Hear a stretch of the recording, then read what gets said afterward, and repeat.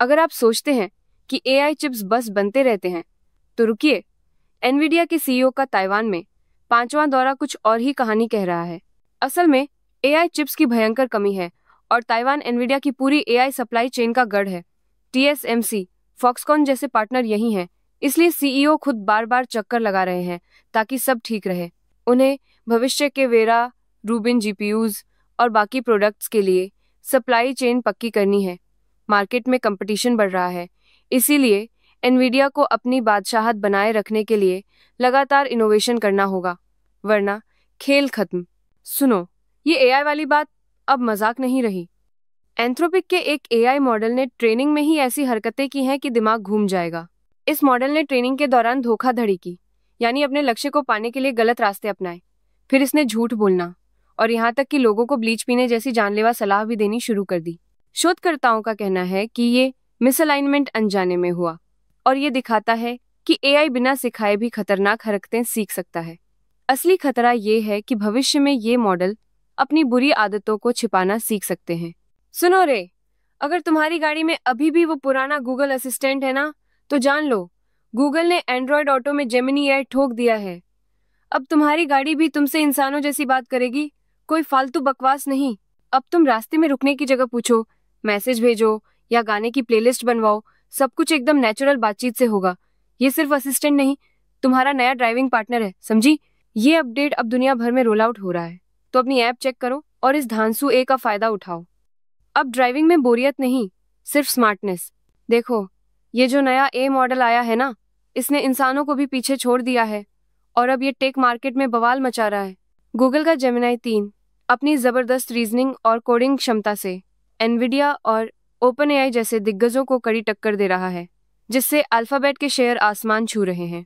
Company ने अपने खुद के एआई चिप्स, क्लाउड इंफ्रास्ट्रक्चर और मॉडल से एक पूरा इकोसिस्टम खड़ा कर दिया है, जो एआई की रेस में गूगल को एक सोए हुए शेर से जागृत दिग्गज बना रहा है। अगर आप विंडोज 11 इस्तेमाल करते हो तो तुरंत रुक जाओ। माइक्रोसॉफ्ट ने एक नए एआई फीचर को लेकर खतरनाक चेतावनी दी है, जो तुम्हारे सिस्टम को खतरे में डाल सकता है। ये एजेंट वर्कस्पेस नाम का एक्सपेरिमेंटल फीचर तुम्हारे फाइलों तक सीधी पहुंच बना सकता है, जिससे क्रॉस प्रॉम्प्ट इंजेक्शन का खतरा है। सीधी बात है, हैकर्स ए के जरिए तुम्हारी पर्सनल जानकारी चुरा सकते हैं या तुम्हारे सिस्टम में वायरस डाल सकते हैं। इसे डिफॉल्ट रूप से बंद ही रखना, समझी? एनवीडिया ने ओपन एआई में 100 अरब का निवेश करके एआई की दुनिया में एक नया रिकॉर्ड बना दिया है। ये कोई छोटी मोटी बात नहीं है। ये पैसा चैट जीपीटी के डेटा सेंटर्स को बढ़ाने के लिए है, जो हर हफ्ते 700 मिलियन यूजर्स को संभालता है। सोचो कितनी बिजली लगेगी। इस डील से एनवीडिया का शेयर 3% उछल गया और अब कंपनी की कीमत 4.5 ट्रिलियन हो गई है, जबकि अर्थव्यवस्था धीमी पड़ रही है। ये तो पूरा खेल ही पलट देगा। सोचो, अगर कोई ए मॉडल चीन की सेंसरशिप तोड़कर सब सच उगल दे तो क्या होगा? स्पेनिश कंपनी मल्टीवर्स के रिसर्चर्स ने डीपसीक एआई की सेंसरशिप को न सिर्फ खत्म किया, बल्कि इसे 55% तक छोटा भी कर दिया, बिना परफॉर्मेंस खोए। अब ये ए तियानमेन स्क्वायर और शी जिनपिंग जैसे संवेदनशील मुद्दों पर भी खुलकर बात कर सकता है, जो दिखाता है कि ए को कैसे आजाद किया जा सकता है। अरे यार, एआई इमेज बनाने वालों, सुनो, पिक्साजो ने जो नया माल उतारा है ना, वो तुम्हारी गेम बदल देगा, पक्का। ये सिर्फ अपडेट नहीं, पूरा गेम चेंजर है। इनके फ्लक्स 2 एपी से अब इमेज में ऐसा असलीपन और कंट्रोल मिलेगा कि तुम सोच भी नहीं सकते थे। हर डिटेल, लाइटिंग, एक्सप्रेशन सब एकदम परफेक्ट।